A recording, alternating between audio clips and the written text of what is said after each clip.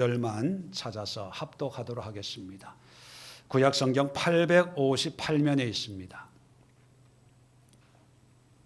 시편 77편 10절부터 11절까지 우리 간단한 말씀 우리 함께 합독합니다. 시작. 또 내가 말하기를 이는 나의 잘못이라 지존자의 오른손에 해 곧 여호와의 일들을 기억하며 주께서 옛적에 행하신 기이한 일을 기억하리이다. 아멘. 자, 오늘 이 말씀을 중심으로 해서 거짓 인생으로부터의 출발, 탈출, 출발이 아니고 탈출. 거짓 인생으로 출발하면 큰일 나죠. 탈출. 이 거짓 인생이라고 하는 그 의미를 지난주에 제가 설교해 드린 것처럼 하나님이 우리 한 사람 한 사람을 특별한 작품처럼 포이에마로 만드시고 그 삶을 통해서 하나님이 보시는 어떤 선을 위해서 선한 삶을 살도록 예비하시고 작정하시고 계획하셔서 우리를 이 땅에 보내셨습니다. 물론 선한 삶이라고 하는 것이 윤리도덕적으로 선한 것이 아니고 또 누구나 부자로 유명하게 또 떵떵거리며 사는 그런 어떤 세상적인 성공의 삶의 모습이 아니라 가장 가치 있고 의미 있고 존재감 있는 그런 삶으로 하나님께서 우리를 이 땅에 태어나게 하셨는데, 그런데 우리의 실상을 보면 그렇지 못하다는 거예요. 누구나 자기의 인생을 최선을 다해서 열심히 의미 있게 살아가고 있습니다. 그리고 거기에 자부심을 가지고 있지요. 그런데 한번 좀 더 깊이 생각해 보면 우리가 살고 있는 나의 인생이 내가 살아야 할 인생을 사는 게 아니라 살아오면서 겪었던 경험, 기억, 아픔, 상처, 그로 인해서 생긴 열등감, 우월감, 피해의식, 기타 등등 이런 것을 벗어나려고 나도 모르게 포장하고 가장하고 또 추구하고 이루려고 하고 지긋지긋한 이 환경에서 벗어나고 싶어 해서 열심히 살고, 가난 너무나 끔찍해 해서 돈이 있어야 돼. 그래서 돈을 벌고, 사람으로부터 받은 상처 때문에 이 상처를 어떻게 해결할 수 없어서 이 상처를 보듬고 피할 것은 피하고 또 하고 싶은 것은 하고 하면서 그렇게 아둥바둥 살아왔는데 보니까 지금 내가 여기 있더라는 거예요. 그렇게 보면 우리의 인생이 하나님이 우리에게 허락하신 그런 인생을 사는 게 아니라 우리가 살아온 인생이 여러 가지 어떤 영향력을 미친 그 결과가 우리의 인생이지 않을까. 그렇다면 앞으로의 인생 또한 계속 이어지겠죠. 그 결과가 무엇인가 하는 것은 우리가 안 살아봐도 예측 가능한 것이 아닐까 생각하면서, 우리는 특별히 하나님을 믿는 하나님의 자녀들, 하나님의 백성들인데 하나님을 믿는다는 것이 죽으면 천국 가는 것, 이 미래적인 이런 구원의 의미만 있는 것이 아니고 하루하루의 삶을 믿음으로 인해서 하나님으로 말미암아 가장 의미 있고 가치 있고 완벽하고 완전할 수는 없겠지만 하나님이 나를 창조하셔서 이 땅에 보내신 그 창조의 목적과 하나님의 의도에 조금이나마 부합된 인생을 살아야 되지 않을까. 그러면 어떻게 사는 것이 그러한 인생이 될 수 있을까? 해결책, 방법에 대해서 이제 몇 주간 함께 고민을 해 보려고 합니다. 그 첫 번째 시간으로 오늘 시편 77편을 1절부터 20절까지 다 살펴보면서 우리의 인생이 어떻고 또 앞으로 우리가 추구해야 될 인생의 모습은 어떠해야 될까를 한번 서론적으로 이제 탈출을 위한 시동을 거는 그런 시간을 한번 가져보려고 합니다. 자, 77편 1절부터 6절까지 제가 천천히 한번 읽을 테니까 여러분은 눈으로 한번 따라 읽어주시면 좋겠습니다. 1절입니다. 내가 내 음성으로 하나님께 부르짖으리니 내 음성으로 하나님께 부르짖으면 내게 귀를 기울이시리로다. 자, 하나님 앞에 이제 기도하겠다는 거죠. 기도하겠다는 것. 2절에 나의 환난 날에 내가 주를 찾았으며 밤에는 내 손을 들고 거두지 아니하였나니 내 영혼이 위로받기를 거절하였도다. 자, 여기 환난 날, 밤이라고 하는 것은 어떤 환경적으로 어렵고 힘든 때를 의미하는 거죠. 그럴 때마다 손을 들고 거두지 아니했다는 것은 손을 들고 간절히 기도했다는 거예요. 그런데 내 영혼이 위로받기를 거절했다. 이 얘기는 위로가 안 됐다는 거예요. 자, 3절에 내가 하나님을 기억하고 어려울 때마다 하나님을 기억해요. 그런데 불안하여 근심하니 내 심령이 상하도다. 믿으면 하나님이 위로를 주신다고 하는데, 그래서 믿는다고 신앙생활을 시작했는데, 그런데 위로가 되지 않고 평강이 찾아오지 않고 더 불안하고 근심하고 내 심령이 아파하고 힘들어하고 있다는 거죠. 4절에 보면 주께서 내가 눈을 붙이지 못하게 하시니 잠을 못 자게 하는 거예요. 불면증, 잠을 못 자게 하시니 내가 괴로워 말할 수 없나이다. 아니, 신앙생활 하는데 기도하는데 왜 나에겐 평강이 없을까? 기쁨이 없을까? 5절입니다. 내가 옛날 곧 지나간 세월을 생각하여 싸우며 밤에 부른 노래를 내가 기억하여 내 심령으로 내가 내 마음으로 간구하기를. 밤에 부른 노래 마찬가지입니다. 어렵고 힘들 때마다 얼마나 몸부림쳤고 얼마나 기도했고 마음이 컬컬하고 답답할 때마다 예배 드렸고 찬양했지만 어떤 위로가 없었다는 거예요. 기쁨이 없었다는 겁니다. 자, 1절부터 6절까지를 보면 믿음이 있고 기도도 있고 예배도 있었지만 그런데 심령은 더 힘들어지고 불안하고 불면의 밤을 보낼 수밖에 없다는 것을 이제 고백하고 탄식하는 거지요. 아마 이것이 우리의 인생이 아닐까. 그 인생이 하나님이 계획하신 인생이 아니라 거짓된 인생에 이끌림 받는 그런 사람의 모습. 거짓된 인생으로 예수 안 믿는 게 아니라 믿어요. 기도하지 않는 게 아니라 기도해요. 예배 드리지 않는 게 아니라 누구보다 더 열심히 예배 드리고 봉사하고 헌신해요. 그런데 달라지는 건 없어요. 여전히 내 안에는 불안해요. 염려, 걱정, 근심이 끊이질 않아요. 기도하고 은혜 받았다고 하지만 밤에 잠이 안 와요. 왜 그럴까? 바로 거짓된 인생에 속고 있는 거예요. 속고 있는 증거가 뭐냐? 1절부터 6절까지 계속 반복되는 단어가 하나 있습니다. 뭘까요? 그게 나예요. 나 1인칭으로 얘기하고 있는 내가 이것이 몇 번 반복되냐면 6절까지인데요. 16번 반복이 돼요.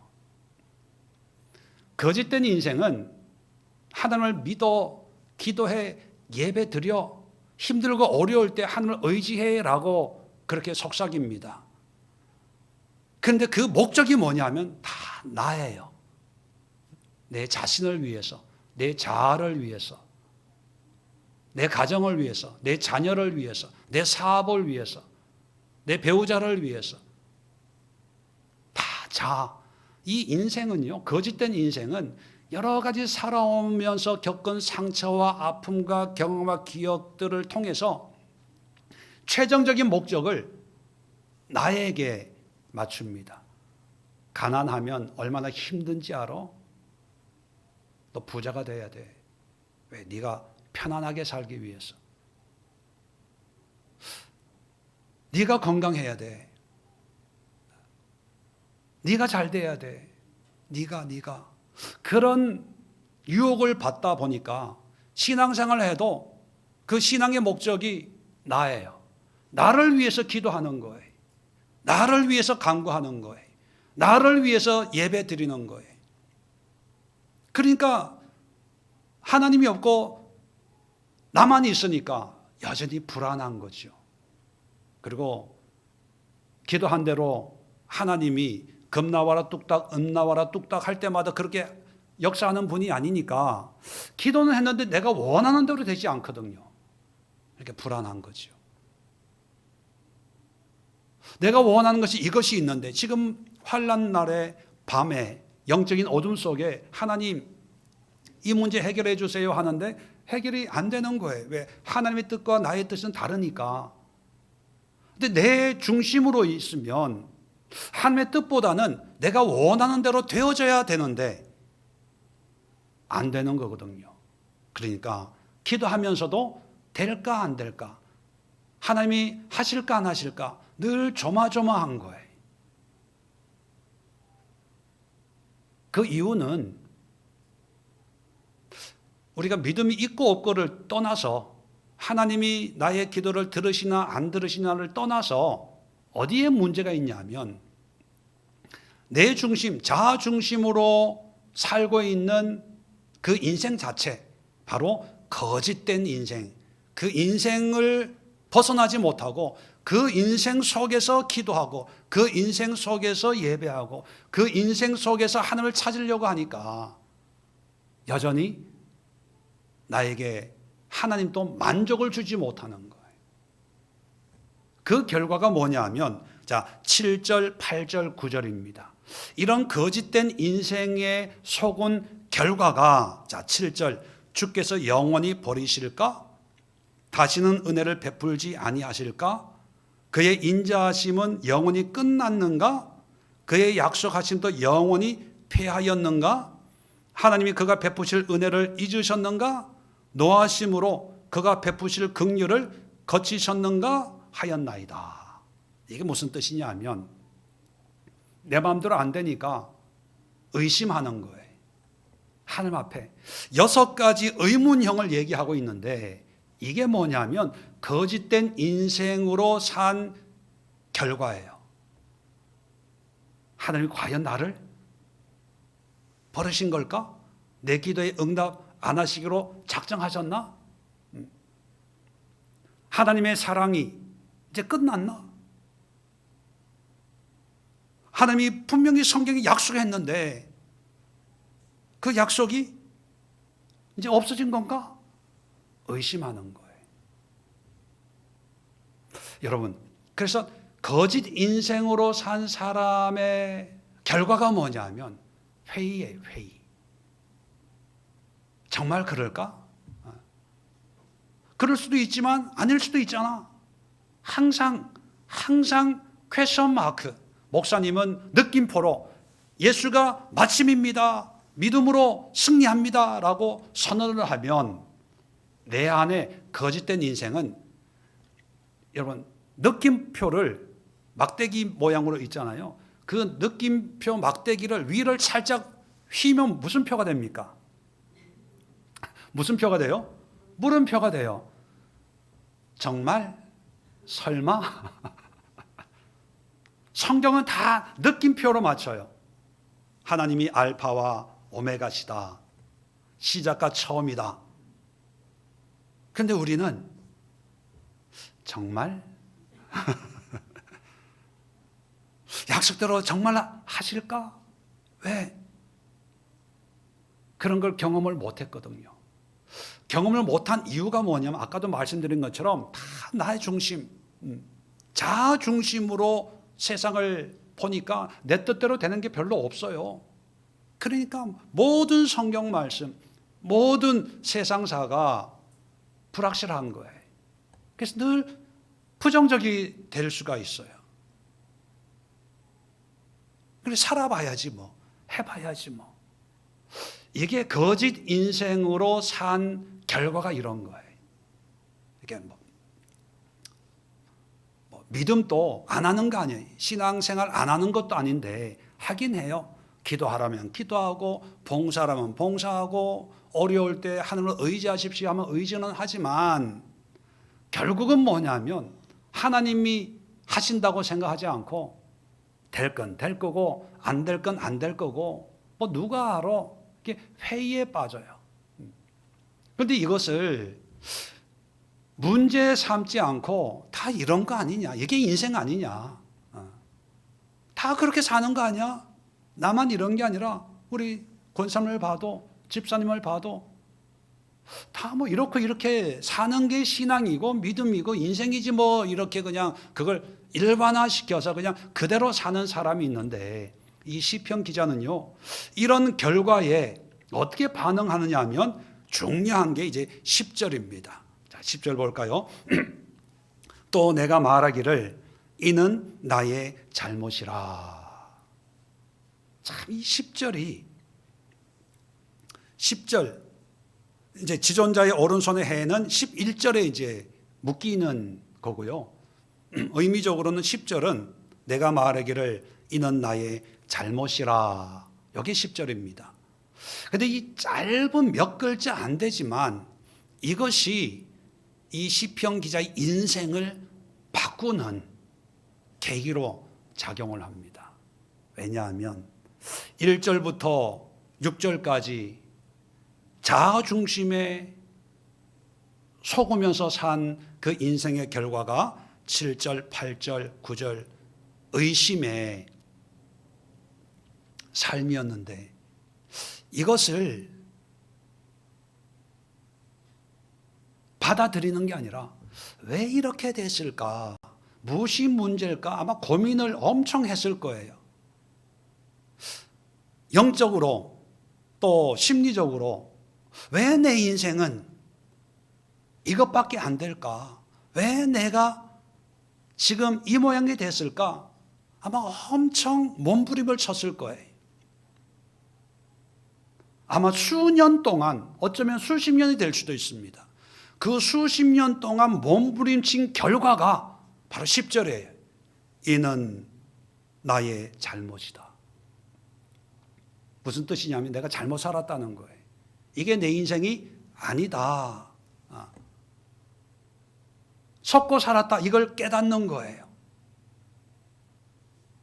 많은 분들이 자기의 인생을 부정한다는 것, 이게 쉽지 않습니다. 부정하는 순간 지금까지 살아온 인생이 물거품처럼 없어지기 때문에 누구나 자기의 인생을 긍정하고 싶지, 어렵고 힘들어도 난 열심히 산 거야, 잘 산 거야, 의미 있게 산 거야, 내 지금까지 산 삶의 의미를 가지고 있어야 앞으로 살아갈 힘을 공급받는다고 생각을 해요. 그래서 이걸 잘 인정을 못해요. 그런데 이 시편 기자는 나이가 뭐 얼마인지는 모르지만 자기가 살아온 이 인생을 부정합니다. 잘못됐다. 이 잘못됐다는 단어가 하라라는 단어인데 이 하라라는 단어의 원래의 의미는요, 달아 없어진다, 또 병들었다, 쇠약해졌다. 그래서 그 파생된 의미로 애통하다, 그런 뜻을 가지고 있습니다. 그러면 원래의 의미로 번역을 하면 내 인생 허비했다, 이런 뜻이에요. 달아 없어졌다, 허비됐다, 잘못 살았다는 의미죠. 그래서 우리말 성경에는 이렇게 번역을 했어요. 나는 말했습니다. 나는 정말 연약하기 짝이 없구나. 연약하다는 그런 번역으로 표현을 하고 있는데, 한마디로 뭐냐면 지금까지 살아온 삶이 의미가 없는 허비된 인생이었고 잘못 산 인생이었구나, 이걸 깨닫는 거예요. 우리가 신앙생활을 할 때 보통 그런 이야기를 많이 합니다. 내 자아가 죽어야 돼. 나를 십자가에 못 박아야 돼. 그런 표현을 쓰죠. 내가 죽는다, 자아가 죽는다, 십자가에 못 박는다는 그 말의 의미가 바로 지금까지 하나님 없이 산 그 삶을 부정하는 거예요. 잘못 살았다, 죄인의 삶이었다라고 부정하는데, 죄의 삭은 뭡니까? 사망이지요. 그래서 십자가에 못 박는 거예요. 예. 마찬가지로 우리가 거짓된 인생에 속고 있다는 것을 아는 것이 새로운 인생의 시작이라는 거죠. 왜 우리가 시작을 못하냐? 물론 신앙생활 합니다. 기도해요. 예배 드려요. 시편 기자처럼 1절로 6절처럼 어렵고 힘들 때마다 하나님을 붙드는데, 그런데 왜 내 마음은 여전히 컬컬할까? 답답할까? 해결이 안 될까? 뭐 여러 가지 이유가 있지만 오늘 77편으로 보면 내가 여전히 거짓된 인생 속에서 나를 위해 사는 거예요.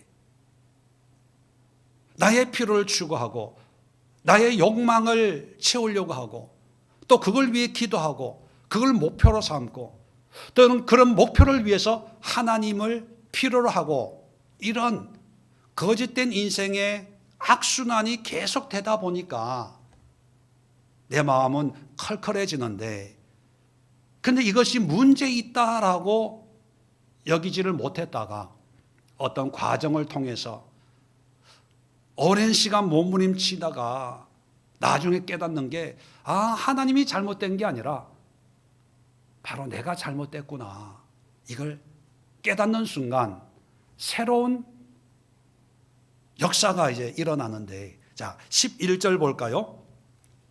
자 10절 끝부분부터, 자 지존자의 오른손에 해. 지존자는 하나님을 얘기하죠.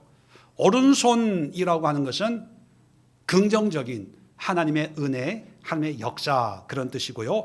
해라고 하는 것은 어떤 시기, 기간을 의미합니다. 자, 곧 11절에 여호와의 일들을 기억하며 주께서 옛적에 행하신 기이한 일들을 기억하리이다. 이제 관점이 바뀌어요. 1절부터 6절까지는 나라는 것이 16번 반복이 되는 걸 보면서 자아에 사로잡힌 그런 모습이었다면, 내가 잘못 살았구나라고 생각하면서 관점이 바뀌는데 하나님으로 바뀌어요. 자 12절도 보면 주의 모든 일을 작은 소리로 읊조리며 주의 행사를 낮은 소리로 되뇌이리로다. 이제 나는 없어지고 하나님에 대해서 이제 묵상하게 되고 알고 싶어하고 말씀을 이제 읊조리는, 묵상하는 그런 삶으로 바뀝니다. 자 14절에 주는 기이한 일을 행하신 하나님이시라. 민족 중에 주의 능력을 알리시고, 5절에 15절에 주의 팔로 주의 백성 곧 야곱과 요셉의 자손을 속량하셨나이다. 하나님이여 물들이 주를 보았나이다. 물들이 주를 보고 두려워하며 기품도 진동하였고. 여러분 잘 보세요. 1절부터 6절까지는 계속 나였는데 나의 잘못을 인정하고 하나님을 보니까 11절부터 20절까지는요, 나라는 단어가 하나도 없어요. 한 번도 나오지 않아요. 뭐만 나옵니까? 여호와, 주, 하나님만 나와요. 관심이 하나님께로 향하고 있어요. 자, 하나님을 보니까 이제 하나님이 행하신 일들이 새롭게 다가옵니다. 생생한 나의 현실로 다가와요. 마치 출애굽했을 때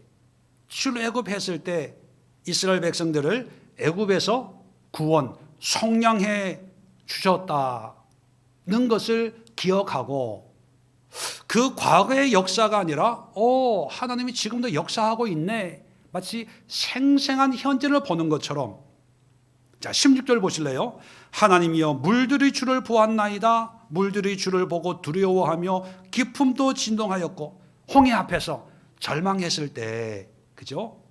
밤새도록 동풍이 불어서 길이 만들어졌지 않습니까? 그거를 이제 되뇌이는 거죠. 물들이 하나님을 보고 두려워서 진동했습니다. 17절에 구름이 물을 쏟고 궁창열 소리를 내며 주의 화살도 날아갔나이다.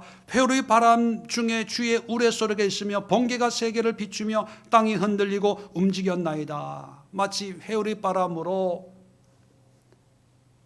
물을 가르고 또 낮에는 구름 기둥, 밤에는 불 기둥으로 이스라엘 백성들을 광야에서 인도하신 그 모든 하나님의 역사가 생생한 나의 현실이 되어버리는 거예요.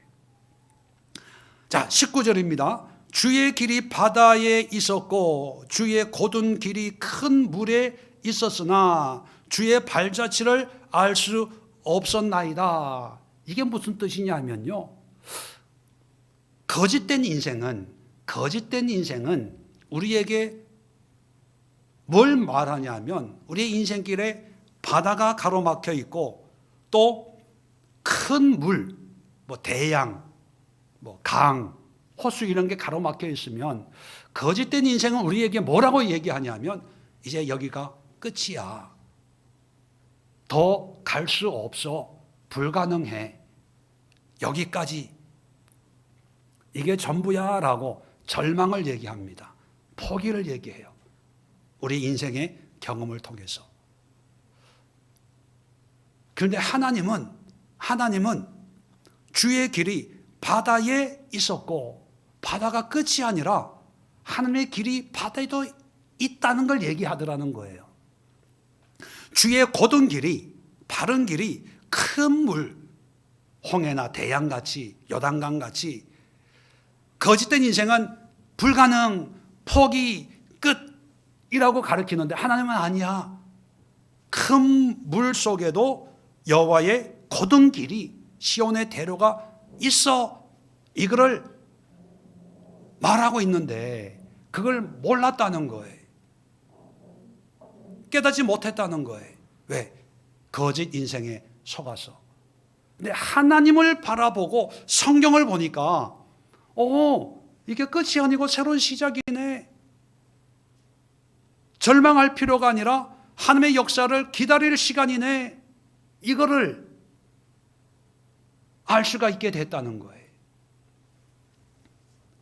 주의 발자취를 알 수 없나이다. 이것은 하나님의 발자취를 발견 못한다는 절망을 얘기하는 게 아니라 겉으로는 드러나지 않지만 겉으로는 하나님의 발자취를 알 수 없지만 그럼 물속에 하나님의 길과 하나님의 곧은 길이 분명히 있다는 거예요. 그 결과가 뭐냐? 20절에 주의 백성을 양떼같이 모세와 아론의 손으로 인도하셨나이다.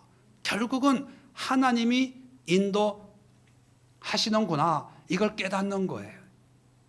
그러면 여러분, 하나님의 인생은 어떻게 시작이 되냐? 거짓에 속은 내 인생, 이게 내 성격이야. 이런 게 내 기질이야. 나는 원래 이렇게 생각했고 또 이렇게 살았고 이런 반응을 보이는 것이 나야. 바꾸려고 하지 마. 이게 아니라 이게 잘못된 거구나. 이게 내가 원래 하나님이 나에게 원하는 그런 삶이 아니었구나라는 것을 깨닫는 거예요. 인정하는 거예요. 그리고 여기서 벗어나야 되는데 그럼 어떻게 벗어나야 되냐? 여러분, 물에 빠진 사람을 생각해 보면 쉬워요. 물에 빠진 사람은 자기의 능력으로 물에서 벗어날 수 있습니까? 없어요. 물 바깥에 있는 사람, 이걸 신학에서는 타자라고 그럽니다. 타자. 나와 다른 사람. 타자의 도움으로 내가 물에서 벗어날 수 있는 거죠. 내가 물에 빠졌다라고 하면 내가 가지고 있는 학식, 내가 가지고 있는 돈, 내가 가지고 있는 능력 아무 소용이 없어요. 필요 없어요. 나와 같이 물에 빠져 있는 거죠. 나와 같이 오염된 거예요. 더러워진 거예요. 이걸로 내가 깨끗한 삶을 살 수가 없고 밖에 있는 존재. 우리 인간의 타자는 누굽니까? 그게 하나님이에요. 전적 타자 하나님이신, 우리 인생이 아닌 하나님. 그 하나님의 도움을 우리가 받아야 됩니다. 그래서 하나님을 바라보는 거죠. 그 하나님을 그동안 나만 바라봤잖아요. 내 형편이 이런데, 내 꼬라지가 이런데, 내 능력이 이런데, 내가 가지고 있는 게 이런데, 내 생각에는, 내 느낌에는, 내 감동에는, 내 감정에는 다 내 감정 그랬는데 이걸 다 부정하는 거예요. 이게 아니야. 이건 내 잘못이야. 아니야. 저 사람이 나한테 이런 얘기하는 거 저 사람의 잘못이 아니고 내 잘못이야.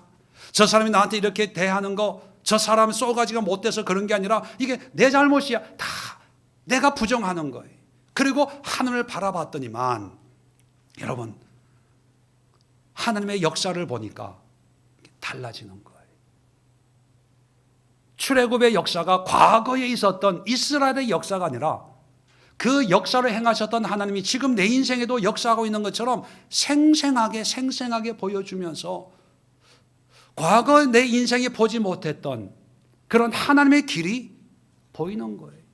요즘 경제가 어려워, 힘들어, 포기해야 돼 라고 내 인생은 생각하는데 하나님은 아니야. 그 어려움 속에 또 다른 길이 있어. 가능성이 있어. 한번 해봐. 나를 믿고 의지해봐. 모세와 아론이 너희를 구원한 게 아니고 내가 모세와 아론을 내가 이용해서 사용해서 내가 광야를 홍해를 건너게 한 거야. 성경 말씀이 달라지는 거예요. 새롭게 보고 느끼고 감동받는 거예요. 말씀이 쓰여진 글자가 아니라 막 살아서 꿈틀꿈틀 하면서 나에게 가슴을 뜨겁게 하는 거예요. 1절부터 6절까지는 그렇게 기도하고 손들고 기도하고 예배해도 내 심령이 오히려 상처만 받아요. 위안이 없어요. 근데 성경을 읽어보니까 이 말씀들이 눈으로 들어오는 게 아니라, 눈으로 물론 들어오겠죠. 이 말씀들이 가슴을 움직이는 거예요. 내 심장을. 아, 맞아. 하나님 이렇게 하시지. 이렇게 하셨지. 이런 하나님인데 이 또랑 같은 이 물을 내가 건너지 못해서 이렇게 낙심하고 절망할 수 있겠냐? 그런 생각이 들면서 말씀이 새로워지는 거예요.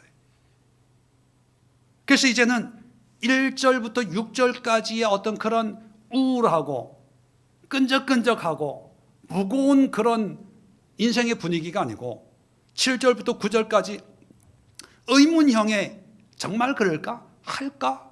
있을까? 잘 될까? 뭐 이랬던 냉소적이고 비관적이고 의문투성이의 이런 삶이 아니라 11절부터 20절까지는 힘이 있고 생동감 있고 꿈틀꿈틀하는 뭔가는 모르지만 그런 삶으로 바뀌어지는 거예요. 그러면서 과거의 속임의 인생을 살았던 그런 삶에서 조금씩 하나님의 창조의 삶, 너희들은 애굽에 종살이야 할 사람이 아니고 적과 꿀이는 가나안 땅에서 나의 나라를 세워서 나에게 영광을 돌릴 민족이야. 그래서 출애굽을 했잖아요. 한순간에 이 공간 이동을 한 게 아니라 그런 과정이 있었잖아요. 40년의 과정. 그 과정 속에 하나님이 끊임없이 역사하셨던 것처럼 우리의 인생도 한순간에 뿅 하고 공중 이동해가지고 우리를 바꾸는 게 아니라 조금씩 한 걸음 때로는 광야 같고 때로는 먹을 것이 없고 마실 것이 없고 때로는 원수들의 어떤 공격이 있을 수도 있고 그렇지만 하나님이 우리의 삶을 인도해서 정말 하나님이 우리 여러분 한 사람 한 사람을 창조하셨을 때 가졌던 그 목표, 그 목표에 근접하는 그런 삶을 살 수 있도록 인도하신다는 거예요. 그러면 거짓된 인생에서 벗어나기 위해서 뭘 해야 되냐? 뭘 해야 될까요? 첫 번째는 지금까지 살아온 인생을 부정해야 돼요. 아, 내 잘못이구나. 잘못 살았구나. 부정해야 됩니다. 근데 말씀드렸잖아요. 이 부정하기가 쉽지가 않아요. 용기가 필요해요. 왜? 부정하는 순간 지금까지 살아온 40년, 50년, 70년, 80년의 그 삶이 다 없어진 거라는 불안감이 우리에게 있어요. 나는 열심히 했어. 최선을 다했어. 근데 왜 자꾸 나한테 잘못 살았다고 강요를 해? 나 열심히 살았어. 뭐 이런 게 있어요. 왜? 그게 거짓 인생이 부추겨요. 야, 너 부인하지 마. 네가 알잖아. 네가 가정을 위해서 얼마나 애쓰고 가난을 위해서 얼마나 몸부림치고 그래서 이만큼 먹고 산 거야. 네가 그렇게 해서 자녀 공부시키고 시집장가 보내고 다 한 거야. 자꾸 하나의 작은 끈이라도 붙들게 해요. 미련을 두게 합니다. 근데 성경은 그런 미련까지 실오라기 한 줄 같은 미련도 끊으래요. 의인은 없나니 한 사람도 없다. 거짓 인생에 선한 사람 없고 바르게 산 사람 없다는 것이 성경의 선언입니다. 그렇다면 새로운 인생을 위해서는 내 인생을 부정해야 됩니다. 물거품이 될 수도 있다는 그런 미혹에 굴하지 말고 물거품이 돼도 괜찮아. 없어도 괜찮아. 70년 인생 내가 헛살았구나. 선언을 해도 난 괜찮아. 그런 용기를 가지세요. 그리고 그 용기를 발해서 고백하고 인정하십시오. 그러면 지존자가 눈에 들어와요. 하나님이 눈에 들어와요. 하나님이 눈에 들어오면 성경이 눈에 들어와요. 성경이 눈에 들어오면 새로운 인생이 나에게 문이 열리는 거예요. 아, 나도 이렇게 살 수 있구나. 하나님이 나에게 이런 인생으로 인도하시겠구나. 이게 보여지는 거예요. 우리 배수진이라는 거 있잖아요. 돌아갈 길을 이제 끊는 거. 전진만 있지 후퇴는 없다. 우리 신앙에도 이 배수진이 내 인생을 부정하는 겁니다. 돌아갈 애착을 가질, 미련 가질 모든 걸 철저하게 끊어버리고 나는 하나님 앞에 죄인입니다. 잘못 살았습니다. 나의 잘못입니다. 하는 순간 이제 하나님께 눈이 가고 마음이 가고 그리고 성경을 읽으면 성경이 살아 꿈틀거리는 거예요. 그런데 돌아갈 여지를 남겨놓으면 어떤 때는 은혜가 됐다가 어떤 때는 또 의문이 되고 또 은혜가 돼요. 근데 은혜가 되는 데가 어딘지 아세요? 나 복주고 복주리라 하면 밑줄을 그어요.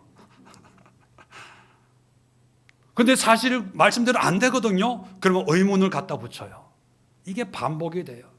나중에 밑줄을 그어놓은 거 보면 다 1절부터 6절까지 16번이지만 내가 그어놓은 나는 몇 개인 줄 아세요? 16,000개, 16만 개. 그렇게 성경이 안 들어오고 하나님이 안 들어오는 거예요. 그 결과가 뭐냐면 여전히 우리는 인생의 굴레 속에서 몸부림치는 거예요. 그 안에서 기도하고 그 안에서 예배하고 그 안에서 봉사하고 그 안에서 씨름하면서 하나님 내가 어려울 때 기도했잖아요. 눈물 흘리며 탄식하며 기도했잖아요. 어려울 때마다 헌금하고 봉사하고 순종했잖아요. 그런데 이게 뭡니까? 이게 반복되는 거예요. 저도 한때는 1절부터 6절까지의 삶을 열심히 살았습니다. 누가 가르쳐 주질 않더라고요. 그러다가 7절, 8절, 9절 의심이 올라오면 이게 마귀가 주는 음성인 줄 알고 사탄아 물러가라, 사탄아 물러가라 그랬어요. 사탄이 주는 게 아니라 본질적으로 만들어지는 결과더라고요. 회의예요. 정말 하나님이 할까? 정말 이렇게 열심히 하나님을 위해서 헌신 수고했는데 결과가 이거밖에 안 돼? 내가 왜 이 자리에 있어야 돼? 내가 왜 이런 수모를 겪어야 돼? 다 불평, 불만이. 근데 참 감사한 것은 그런 어려움 속에서도 신앙을 놓지 않고 씨름했다는 거예요. 한 10여 년, 저 같은 경우 한 10여 년을 씨름을 했어요. 얼마나 씨름했으면 40일 금식을 하고 21일 금식을 2번이나 하고 일주일 금식, 3일 금식은 수도 없이 했겠어요. 그 결과가 뭐냐면 내가 잘못 살았구나, 잘못 믿었구나, 성경을 잘못 해석했구나. 여기에서 제가 교회에 있을 때마다 많이 말씀드렸잖아요. 그러면서 다시 성경을 보니까 이 성경 말씀이 꿈틀꿈틀하면서 그 전까지 나의 비전, 나의 목표, 나의 야망 이런 게 다 부정되더라고요. 아니구나. 저는 열심히 한다고 했었거든요. 교회 중심, 신앙 중심 뭐 이렇게 했는데 하나님을 만나는 순간 목사가 됐는데도 그동안 하나님을 못 만난 거죠. 하나님을 만나는 순간 하나님이 나에게 주신 그 인생의 의미가 이거구나. 그것은 유명한 사람도 아니고요, 대단한 사람도 아니고요, 누구나 존경하는 사람도 아니라 그저 작은 한 사람의 목사였더라고요. 목사의 특권 아무 의미가 없고 목사로서의 존경, 이게 사람으로 받는 존경, 이게 중요한 게 아니더라고요. 작은 자의 목사로서 바른 말씀을 한 사람, 두 사람에게 바르게 전하는 것, 이게 하나님이 나에게 주신 선한 일이고, 이런 일을 할 수 있도록 미리 예비하셔서 불교의 가정에 자라던 나를 초등학교 4학년 때부터 부모로부터 떨어지게 해서 분리시켜서 어떤 상처나 조상의 어떤 영향력이나 가정의 어떤 그런 무속적인 영향으로부터 나를 분리시켜서 하나님의 말씀에 사로잡히는 그런 사람으로 만드는 그런 과정을 하나님이 하셨구나. 그래서 저는 중앙에 서든지 어떤 사람들의 관심이 있는 그런 곳에 서는 것을 별로 좋아하지 않고 오히려 저는 변두리를 좋아합니다. 변두리. 제가 있어야 될 곳은 변두리라고 생각을 해요. 왜? 거기가 더 저에게는 의미가 있고 가치가 있다 생각을 해서, 그래서 사람들은 저를 어떻게 보는지 모르지만 35년 만에 미국에서 만났던 그 친구들한테도 저의 삶에 대해서 아주 내세울 게 그렇게 대단한 건 아니잖아요. 그래도 하나님의 은혜에 대해서, 신앙에 대해서, 나의 자부심에, 영적인 자부심에 대해서 누구에게나 얘기할 수 있어요. 그리고 저에게는 어떤 세상적인 목표가 없습니다. 교회 건축하는 것, 이제 이사를 가야 되는데 이번에 갈 때 땅을 사가지고 이런 게 아무것도 없어요. 왜? 그것은 나의 몫이 아니다고 생각하는 거예요. 하나님만 바라보고 성경을 보니까 그것보다 더 중요한 것들이 너무 많으니까 그런 일을 하는 것이 기쁨이고 행복하고 즐겁게 의미 있게, 그나마 아직 만들어지는 과정 중에 있지만 제가 제 삶을 자랑하는 건 아닙니다. 여러분도 아시다시피 제가 교만한 사람은 아니니까 저도 불교, 대대로 불교 집안에 태어나서 어떻게 하다가 예수를 만나서 우리 집안의 특성 중에 하나가 열심이 있거든요. 열심. 그 열심으로 1절부터 6절의 삶을 살았어요. 그 결과 7절, 8절, 9절의 경험이 너무나 많아요. 그걸 통해서 내가 내 인생을 부정할 수 있는 용기를 가졌을 때 그때에 비해서 하나님이 내 마음속에 오셔서 그나마 부족하지만 이렇게 목사로 하나님의 말씀을 전하는 자로 쓰시고 거기에 순종하는 그런 새로운 의미의 삶을 살고 있다. 이걸 여러분들에게 말씀드리면서 여러분들에게 도전 주고 싶은 거죠. 여러분들도 여러분 인생을 한번 되돌아보시면서 용기를 가지십시오. 내 잘못이구나. 누구의 잘못 아니에요. 아내의 잘못, 남편의 잘못, 또 주변 사람들의 잘못 절대로 아니고요. 누구의 잘못이다? 나의 잘못이다. 이걸 깨닫는 용기가 있기를 주의 이름으로 축원합니다. 그리고 하나님을 바라보십시오. 또 성경을 보십시오. 새로운 인생으로 그 늪에서 벗어날 수 있는 힘을 공급받게 될 줄로 믿습니다. 기도하겠습니다. 좋으신 하나님 아버지, 누구나 주어진 인생을 소중하게 여기고 최선을 다해서 살아가지만 근데 사람들은 속고 있습니다.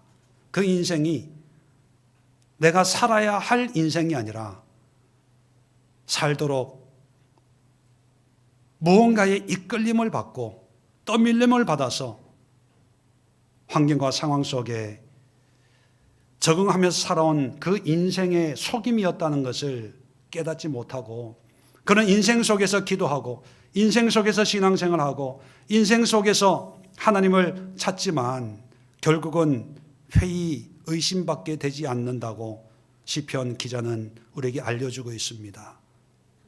이런 삶에서 벗어날 수 있는 길은 부정하는 것입니다. 이것이 나의 잘못이다.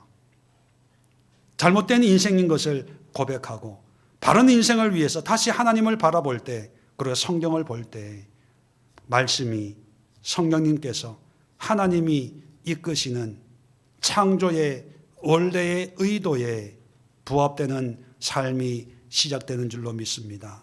하나님, 우리의 삶을 과감하게 용기 있게 부정하게 하시고 타자이신 인생 밖에 있는 하나님의 도움을 구하게 하여 주옵소서.